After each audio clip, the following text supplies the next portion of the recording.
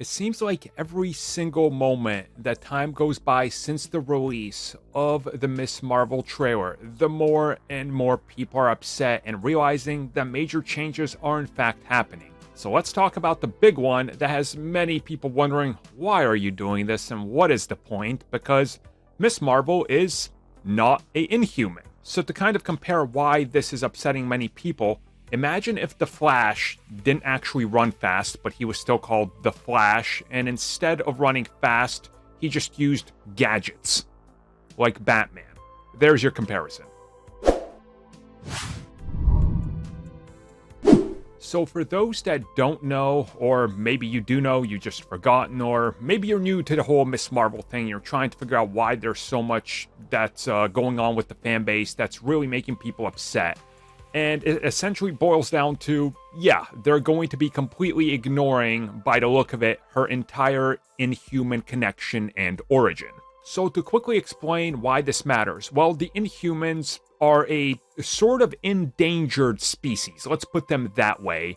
They are far and few in between, and their numbers are dwindling. They hang out in a top-secret hidden base on the moon, and they've been around for as long as humans and the Eternals. They are actually going all the way back to the early days of Marvel history. Eventually, they do get tangled up with the bigger Marvel universe. They become important players in everything, and yeah, they are very old-school creations by Stan Lee and Jack Kirby. And of course, various other people have worked on them as well, but that's neither here nor there for this story. Essentially, what makes Kamala Khan have her powers and who she is in the comics, outside of just, her upbringing and her in Jersey, is the fact that when a major event happens that spreads Terrigen Mist across various places, specifically in New York and New Jersey.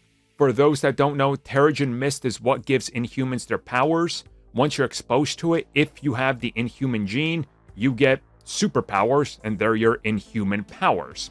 So that's what kind of makes you an Inhuman. You could expose the entire world to it. It doesn't mean you're going to have powers. Only specific gifted people will get it. Kamala Khan is one of these. A lot of her relationships, what she learns about her history, the connection to her powers and the royals, and that's who the Inhuman, the king and the queen and their family are, all her connections to them and all of that is a big factor in her powers, making her who she is and how the humans are also perceived by the Inhumans as bad, and the humans also don't really perceive the Inhumans as necessarily heroes, but not as bad as mutants. This all plays into it.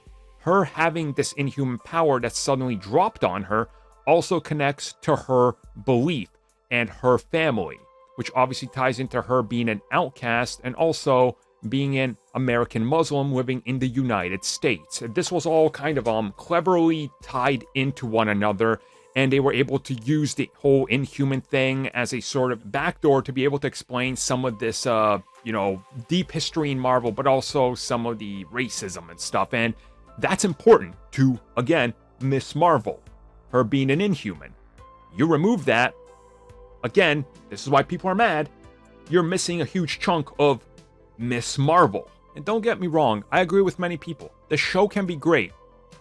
The point is, we're not technically getting Ms. Marvel. So they've kind of half-stepped this character. But I suppose we're just going to have to wait till the series drops and see if maybe they backstep into somehow making her Inhuman. But hey, no, it doesn't look like she's an Inhuman, and yeah, that's disappointing.